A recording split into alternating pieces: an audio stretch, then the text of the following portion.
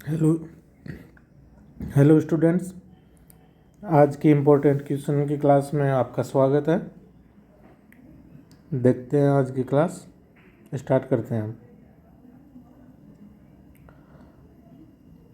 Coat of the day देखेंगे आज ना। Success begins the moment you stop waiting for the right time and start creating it. इसका मतलब क्या है? सक्सेस अपनी कब स्टार्ट हो जाती है? जब अपन उस पर काम करना स्टार्ट कर देते हैं। ऐसे नहीं सोचना चाहिए कि यार सही समय आएगा तब स्टार्ट करूँगा, ये वो, ऐसे कुछ नहीं। उसी टाइम पे, आज उसी टाइम पे, ये राइट नाउ इसी मोमेंट पे स्टार्ट करनी चाहिए, तब से ही सक्सेस स्टार्ट हो जाती है। मतलब अब अपन देखते हैं क्वेश्चंस। पहला क्वेश्चन ना हॉर्नबिल फेस्टिवल से रिलेटेड है। तो हॉर्नबिल फेस्टिवल 2025 का कंट्री पार्टनर किस देश को बनाया गया है? तो किस देश को पार्टनर बनाया गया है? इसमें बनाया गया है स्विट्जरलैंड को और आयरलैंड दोनों को। तो ऑप्शन डी सही हो जाएगा। अब देखेंगे आगे। तो स्विट्जरलैंड और आयरलैंड को हॉर्नबिल फेस्टिवल 2025 का पार्टनर देश बनाया गया है। इसकी घोषणा नागालैंड के सीएम नेफ्यू रियो ने की है अभी, हाल ही में की है। तो पार्टनर देश बनाने से फेस्टिवल को ग्लोबल रिकग्नाइजेशन मिलेगी। ग्लोबल मतलब पूरे विश्व में जानेंगे लोग ना, इस वजह से। इससे कल्चरल एक्सचेंज होगा ग्लोबल लेवल पे। बाहर के देशों में भी लोग जानेंगे कि इंडिया में, नागालैंड में हॉर्नबिल फेस्टिवल मनाया जाता है। ऐसे तो नागालैंड और भारत का टूरिज्म बढ़ेगा इससे, और फेस्टिवल को ग्लोबल पहचान मिलेगी। हॉर्नबिल फेस्टिवल ये, और ये फेस्टिवल नागालैंड का सबसे इम्पोर्टेंट फेस्टिवल है। ये तो 1 से 10 दिसंबर के बीच में मनाया जाएगा। तो इसमें कई ट्राइबल कम्युनिटीज हिस्सा लेती हैं, इसलिए इसको फेस्टिवल ऑफ फेस्टिवल्स कहा जाता है। और ये जैसे हॉर्नबिल बर्ड के नाम पे रखा गया है इसका नाम। और इसमें एक्टिविटीज़ होती है, dance, craft, food, sports, hornbill bird के नाम पे रखा गया है। अब अपन नेक्स्ट क्वेश्चन देखेंगे। नेक्स्ट क्वेश्चन है पोइट्री से रिलेटेड। पोइट्री में 2025 में नेशनल बुक अवार्ड किसे दिया गया है? तो किसे दिया गया है? ये पेट्रिका स्मिथ को दिया गया है, पेट्रिका स्मिथ। और ये नेशनल बुक अवार्ड 2025 को के घोषित किए जा चुके हैं। तो इसमें जैसे कुल 5 कैटेगरी और 2 ऑनररी अवार्ड दिए गए हैं। और 5 तो नेशनल बुक अवार्ड और 2 ऑनररी अवार्ड दिए गए हैं। इन्हें यूएसए के ऑथर्स को यूएसए में पब्लिश्ड बुक के लिए दिया जाता है, यूएसए में के लिए दिया जाता है ये। इसको ऑस्कर्स ऑफ बुक पब्लिशिंग भी कहा जाता है। जैसे ऑस्कर मूवी वगैरह में मिलता है ना, मूवी के क्षेत्र में, सिनेमा के क्षेत्र में, तो ऐसे इसको ऑस्कर कहा जाता है बुक पब्लिशिंग का, नेशनल बुक अवार्ड को। अब आगे देखते हैं विनर्स की लिस्ट देखो ना।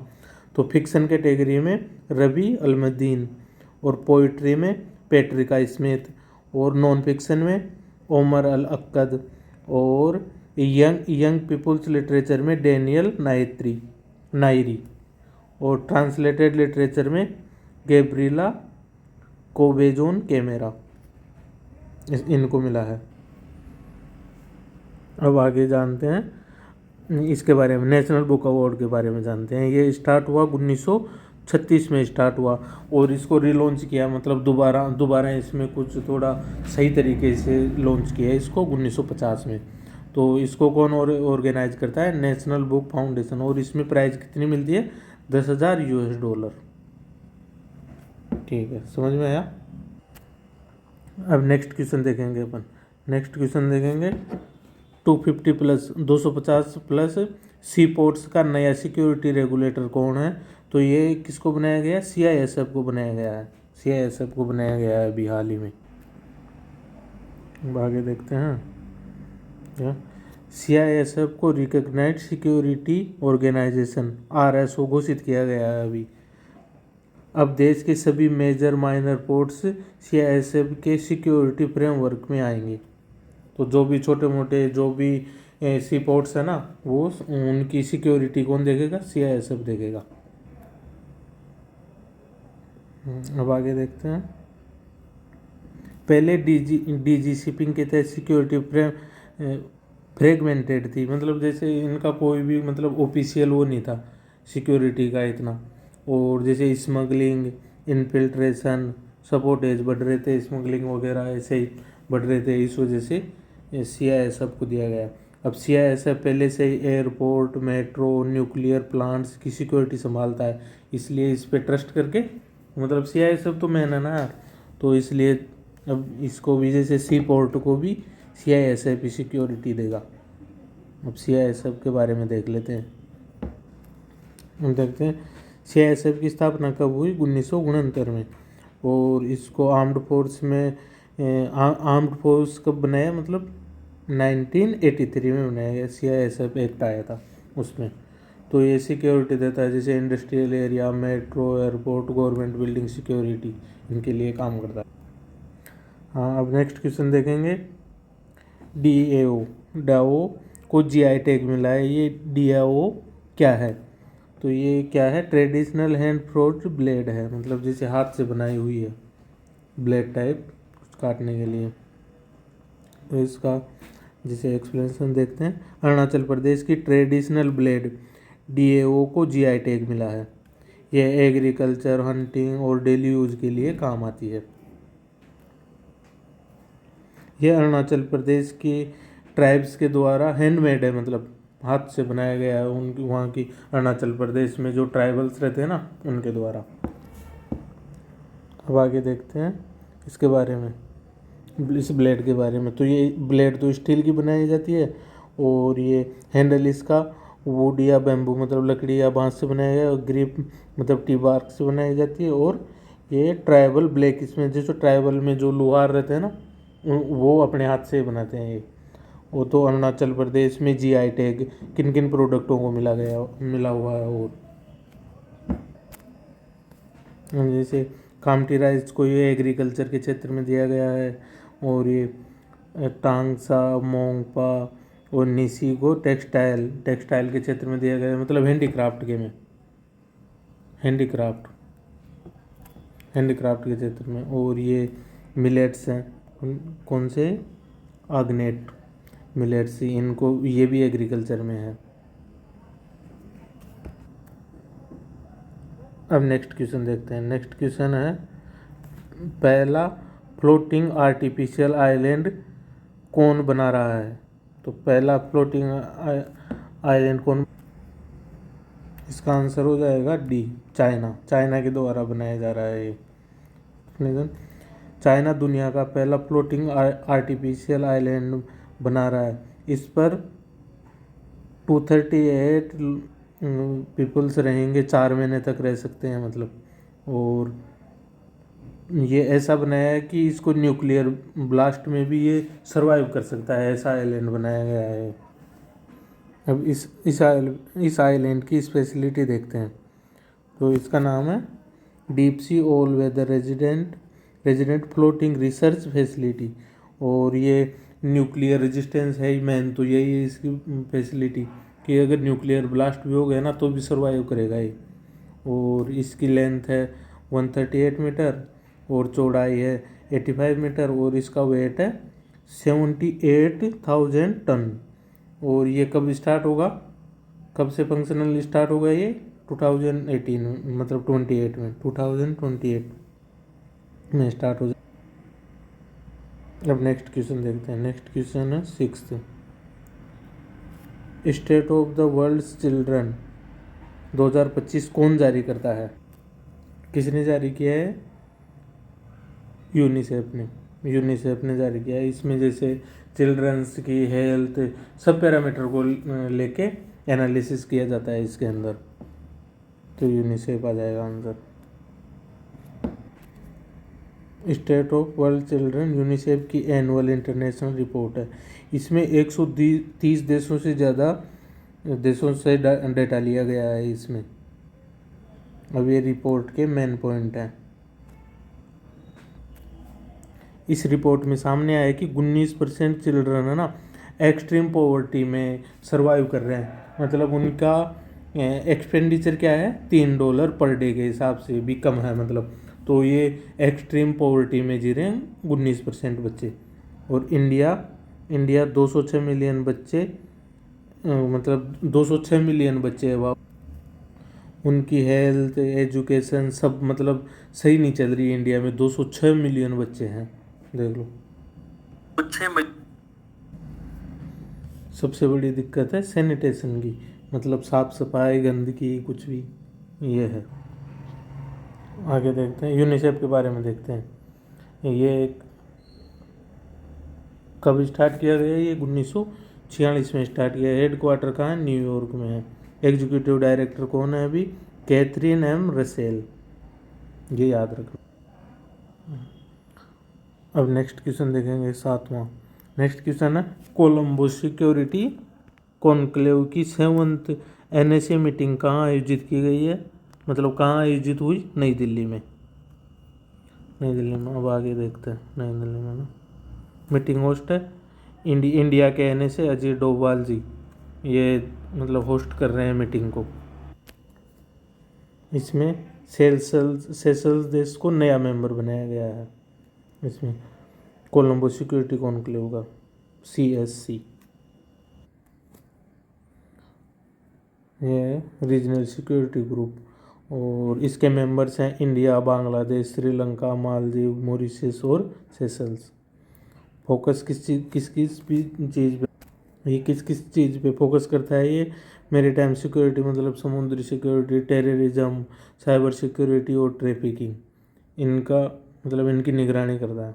नेक्स्ट क्वेश्चन देखेंगे अपन। नेक्स्ट क्वेश्चन है 8वां। ये है न्यू लेबर कोड्स कितने पुराने लॉज को मिलाकर बनाए गए हैं? तो ये 29 को, 29 आंसर आ जाएगा इसका।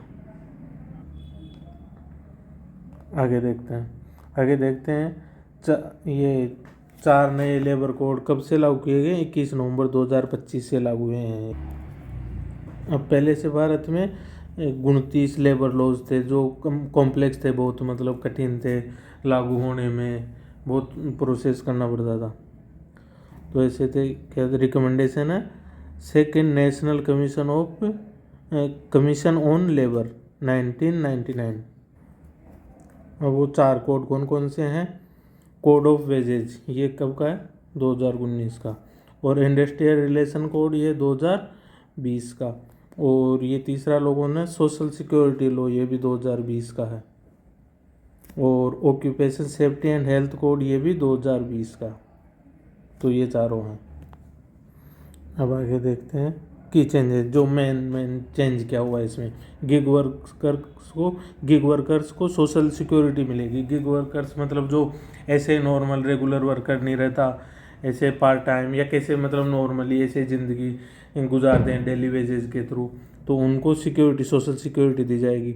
और वुमेन नाइट शिफ्ट, मतलब लड़कियों के लिए, लेडीज़ के लिए नाइट शिफ्ट भी अलाउ कर दिए गई। और वर्किंग आवर 8 आवर्स से ज़्यादा नहीं रहेंगे। और ओवर टाइम के डबल पैसे मिलेंगे। और मिनिमम वेजेस कंपलसरी, जैसे कोई करते हैं ना, जैसे बहुत कम पैसे में लगा लेते हैं, तो ऐसा नहीं होगा। मिनिमम पैसे तो मिलेंगे। अब ऐसा कर दिया गया है। पहले ऐसे था, जैसे 299 से एम्प्लॉय थे ना किस कंपनी में, तो वो बिना गवर्नमेंट से परमिशन के ऐसे भी सब वो एम्प्लॉयज़ को फायर कर सकती थी, कुछ भी कर सकती थी। लेकिन अब इसको घटा के 100 कर दिया गया है। जैसे अब 100 से ज़्यादा एम्प्लॉय है ना किसी भी कंपनी में, तो वो ऐसे ही किसी को मतलब जॉब से नहीं निकाल सकते वो। नेक्स्ट क्वेश्चन देखते हैं अपन। नेक्स्ट क्वेश्चन है, हाँ ये 9th क्वेश्चन देखते हैं ना। एक्साइज सागर कवच किसने आयोजित किया?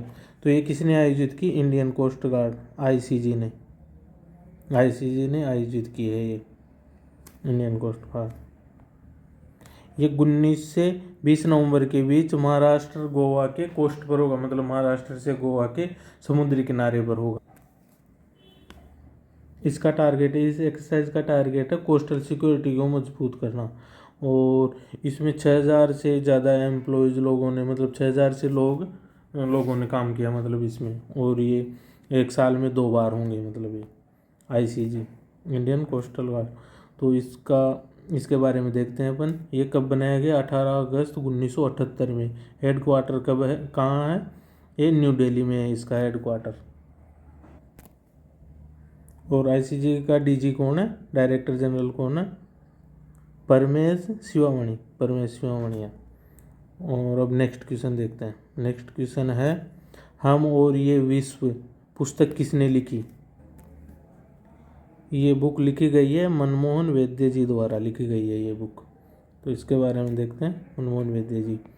तो ये लॉन्च इवेंट में जगदीप धनखड़ साहब भी शामिल हुए थे इसमें, अपने उपराष्ट्रपति थे ना, वो भी शामिल हुए हैं लॉन्च इवेंट। ये बुक है, बुक मतलब भारत की कल्चर, हिस्ट्री, फ्यूचर और RSS की हिस्ट्री के ऊपर आधारित है। और ये क्या है, मनमोहन वैद्य जी क्या है? Joint general secretary RSS। अब आगे देखते हैं क्वेश्चन ऑफ द डे। यार इसमें आंसर लिख दिए क्या? तो आपको कमेंट सेक्शन में देना है इन सब के आंसर, है ना। गौतम बुद्ध ने पहला उपदेश कहाँ दिया? एक तो ये क्वेश्चन है, ये आंसर मत देखना। और खरीफ की फसल कब बोई जाती है, ये भी आंसर लिखना है कमेंट में। और रिफ्ट वैली कौन सी नदी, मतलब रिफ्ट वैली से कौन सी नदी बहती है, ये भी आंसर देना है, कमेंट में देना है। Thank you. आज की क्लास ख़त्म, मिलते हैं कल नेक्स्ट क्लास में। Bye bye.